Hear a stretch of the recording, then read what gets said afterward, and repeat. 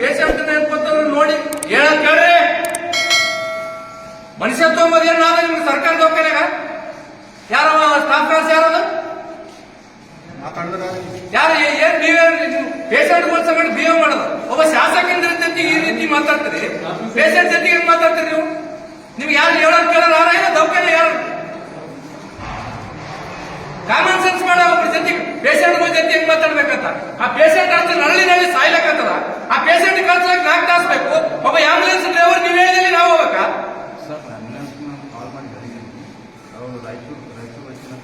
ಗುಲ್ಬರ್ಗ ಹೋಗಕ್ಕೆ ಅವ್ರ ಅಪ್ಪನ ಗಂಟು ಹೋಗ್ಯದ. ಅವರು ಕಾಲ್ ಮಾಡಲ್ಲ ಸರ್, ಅವ್ರು ಅಟೆಂಡರ್ ಕಲ್ಲಿ ಕಾಲ್ ಮಾಡ್ತಾರೆ ಸರ್. ಅವ್ರು ಕಾಲ್ ಮಾಡಿಲ್ಲ ಸರ್, ಅವ್ರು ಮುದ್ದಾಂ PS ಅಂತ ಹೇಳ್ಯಾರ ಸರ್. ಅವರು ನೋಡಪ್ಪ, ನಾನು ಒಂದ್ ಹೇಳ್ತೀನಿ ಕೇಳ್ರಿ. ಇಲ್ಲಿ ಸರ್ಕಾರಿ ದವಾಖಾನೆ ಬರೋರು ಯಾರು ಬರ್ತಾರ? ಶ್ರೀಮಂತರು ಬರ್ತಾರ, ಬಡವರು ಬರ್ತಾರ. ಮತ್ತೆ ಬಡವರು ಬಂದ್ರೆ ಬಡವರು ನಿಮ್ಗೆ ಆಂಬುಲೆನ್ಸ್ಗೆ ಪ್ರೈವೇಟ್ ಆಂಬುಲೆನ್ಸ್ಗೆ 10,000 20,000 ಯಾರು ಕೊಡ್ತಾರ?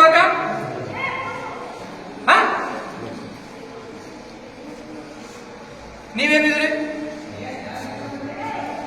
ಈಗ ಇನ್ಚಾರ್ಜ್ ಯಾರು ಇವತ್ತು? ಅಲ್ರಿ, ನೀವು ಒಬ್ಬ ಶಾಸಕರು ಫೋನ್ ಮಾಡಿ ಅನ್ಕೊತಾರ, ಅವ್ರನ್ನ ಬೇಗ ಕಳಿಸ್ರಿ ಅಂತ ತಿಳ್ಕೊಂಡು ಹೇಳಿದ್ರೆ ಕಾಲ್ ಕಟ್ ಮಾಡ್ತಾರೆ.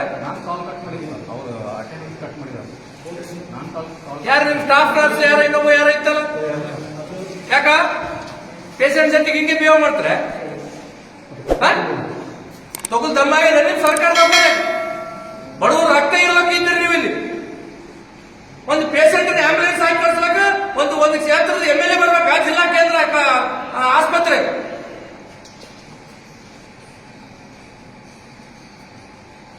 ಏನ್ರಿ? ಸ್ವಲ್ಪ ಮನುಷ್ಯತ್ವ ಬಂದಿಲ್ಲ ನಿಮ್ಗೆ ಏನಾನ? ನಾನು ಫೋನ್ ಮಾಡಿದ್ರೆ ನಿಮ್ ರೆಸ್ಪಾನ್ಸ್ ಏನು?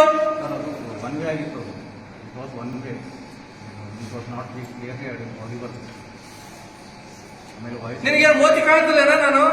ನಾನು ಹೇಳ್ಬೇಕ ನಿನಗ? MLA ನಾನು ಇದ್ದೀನಿ ಅಂತ ತಿಳ್ಕೊಂಡು ನೀನು ಓದ್ ತೋರ್ಸು.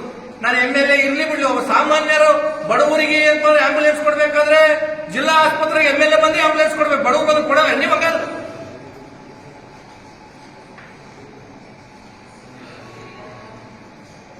ಏನ್ರಿ ನೀವು ಇಷ್ಟು ಪೂರ ಅಮಾನವೀಯವಾಗಿ ನಡ್ಕೊಂಡ್ರೆ ಜನತೆ ಅನ್ಕೋತಾರೆ, ಶಾಪ ತರ್ತದೆ ನಿಮಗೆ. ಅಲ್ಲ, ಇದು ಜಿಲ್ಲಾ ಕೇಂದ್ರದ ಆಸ್ಪತ್ರೆ ಒಬ್ಬ MLA ಬಂದು ಪೇಷಂಟ್ಗೆ ಆಂಬುಲೆನ್ಸ್ ಹೇಳಬೇಕಾಗಿತ್ತಂದ್ರೆ ಇದು ನಮ್ಮ ಕರ್ಮಕ್ಕೆ ಬಂದದಿದೆ.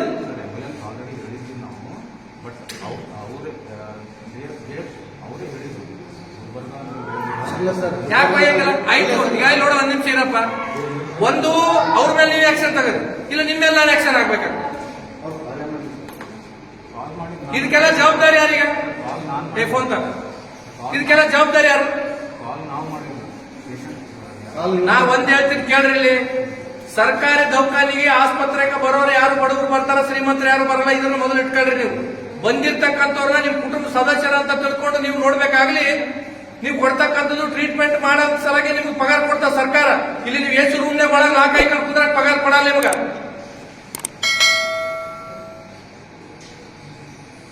ಅವ್ರಿಗೆ ಮುಟ್ಟಾಗಿಲ್ಲ, ರೈತರಿಗೆ ಹೋಗ್ರಿ, ಗುಲ್ಬರ್ಗ ಹೋಗ್ರಿ ಅಂತ್ರಿ. ಮತ್ತೆ ದವಾಖಾನೆ ಹಾಕಿಟ್ರಿ, ಮುಚ್ಚ್ರಿ, ಕೀನ್ ಹಾಕ್ರಿ.